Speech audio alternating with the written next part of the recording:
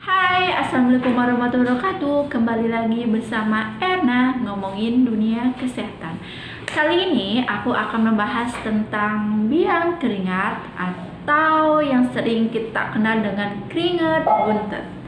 Tonton terus ya di channelnya Erna. Jangan lupa like, share, and comment. Makasih.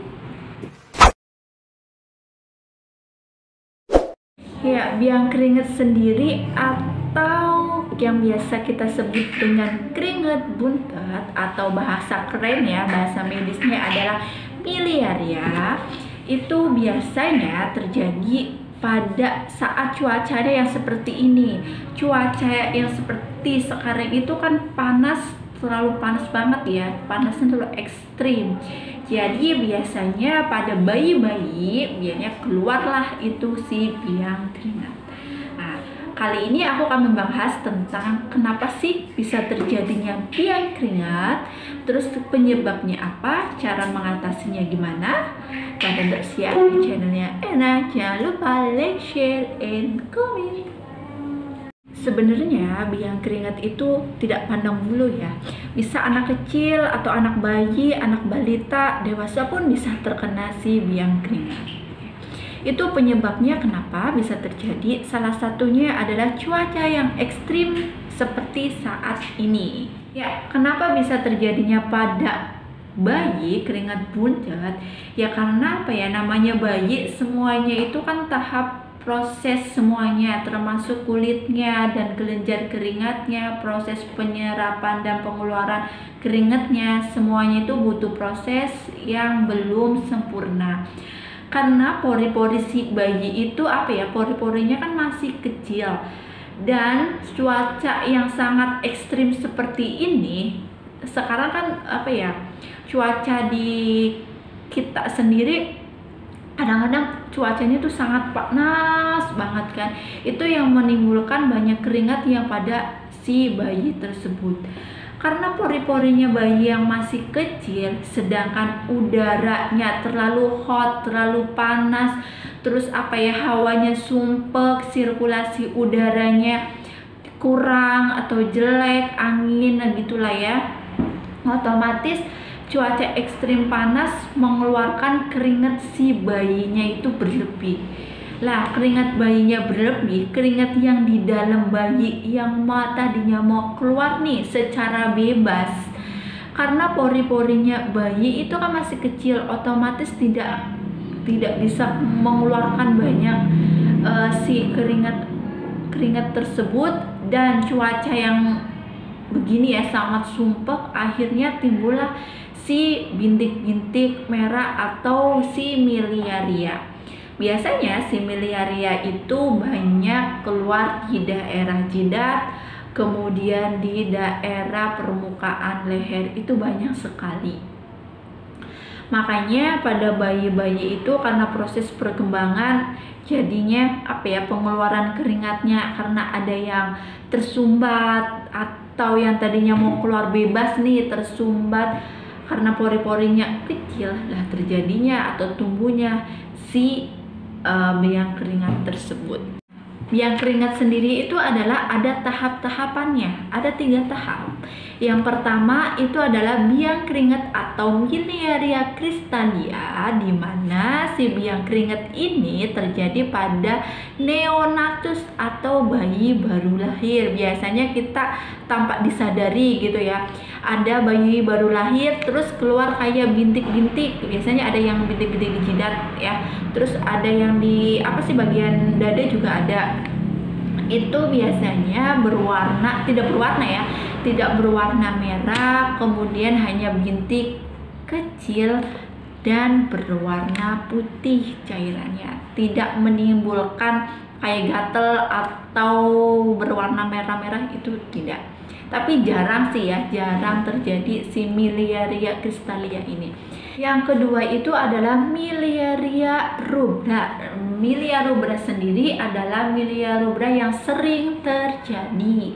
di mana milia rubra itu biasanya terjadi pada kondisi cuaca yang panas dan lembab. Itu emang biasanya terjadi ya.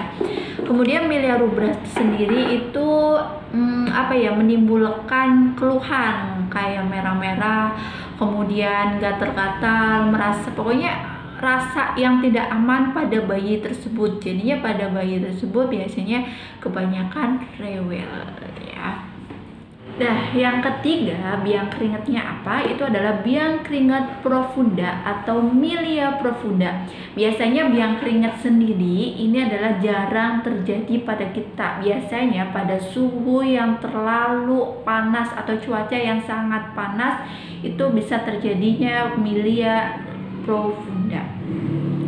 Milia profunda itu biasanya banyak banget keluhan atau ketidaknyamanan pada yang kena si biang keringat ya. Biang keringat profunda biasanya itu biang keringatnya itu gede-gede, kemudian kasar, pokoknya menimbulkan rasa tidak nyaman aja. Tapi jarang terjadi di negara kita ya. Biasanya itu negara-negara yang dengan cuaca panas yang sangat ekstrim. Kalau di negara kita biasanya biang keringatnya adalah si miliaria rubra, itu yang sering banget terjadi. Itu tahapan-tahapan dari si biang keringat. Gimana sih cara mengatasinya biar tidak terkena biang keringat atau si miliaria tersebut? Ya, cara mengatasinya yang pertama dengan sirkulasi udaranya. Sirkulasi udaranya jangan, atau di ruangan tersebut jangan terlalu panas, terlalu lembab, yang sedang-sedang aja. Pokoknya jangan terlalu panas dan terlalu lembab. Gunainlah misalkan kalau misalkan ada AC, pakai AC. Kalau cuaca yang sangat ekstrim, otomatis kita perlu yang namanya kayak sirkulasi biar sejuk kan. Ya gunakan misalkan kalau punya AC ya pakai AC. Kalau misalkan nggak punya AC ya kita gunakan kipas angin. Kalau misalkan menggunakan kipas angin itu jangan terlalu dipantengin ke bayinya. Usahakan si kipas anginnya tersebut dipantulkan ke tembok, atau kipas anginnya itu yang muter gitu kan ya. Jadi semua ruangan itu terkena gitu. Jadinya sirkulasi udaranya itu baik dan tidak terlalu panas ke si bayinya tersebut. Yang cara mengatasi yang kedua itu adalah dengan menggunakan pakaian yang nyaman. Lah, maksudnya pakaian yang nyaman itu bukan pakaian yang mahal, enggak. Pokoknya yang penting pakaiannya itu mudah menyerap keringat, kemudian longgar, tidak ketat. Kalau misalkan nih cuacanya yang dingin atau lembab, ya usahakan bayi tersebut menggunakannya jangan double, jangan kebanyakan menggunakan pakaian. Misalkan udah menggunakan kaos kaki kemudian lengan panjang, selimut, ya sudah, jangan udah menggunakan kaos kaki lengan panjang kemudian dibedong kemudian diselimutin. Itu juga lama-lama juga ngap juga sih, kasihan si bayinya. Pokoknya sewajarnya. Kemudian kalau misalkan cuaca yang sangat panas seperti saat ini, ya kalau misalkan menggunakan pakaiannya agak longgar atau menggunakan kaos yang buntung boleh lah ya.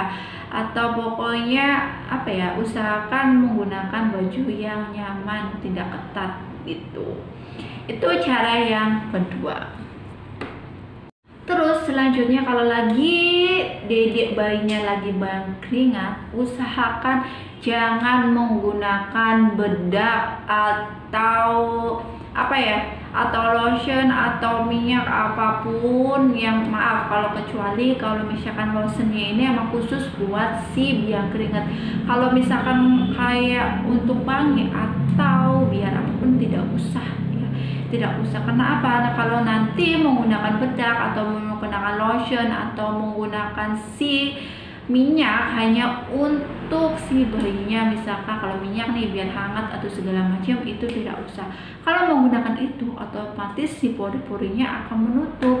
Yang kita inginkan kan biar pori-porinya itu membuka, kemudian beredar darahnya itu lancar, keringat bisa keluar dengan bebas. Itu yang kita usahakan dan yang kita inginkan, dan kemudian si biang keringat tersebut adalah sembuh. Itu tadi ya video saya itu tentang biang keringat atau similaria tersebut, dimana similia tersebut itu tidak berbahaya ya. Intinya kalau misalkan bayi tersebut sudah terkena si biang keringat tersebut, usahakan jangan menggunakan pakaian yang ketat, kemudian sirkulasi udaranya yang nyaman, yang sejuk, pokoknya tidak terlalu panas, tidak terlalu lembab ya. Gunakan kalau misalkan ada AC, kalau misalkan tidak ada berarti kita menggunakan kipas angin. Kemudian jangan menggunakan bedak ya.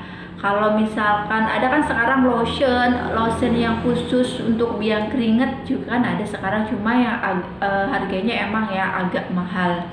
Pokoknya itu tadi tentang similaria. Sekian video saya, jangan lupa subscribe, like, and share. Makasih. Assalamualaikum warahmatullahi wabarakatuh.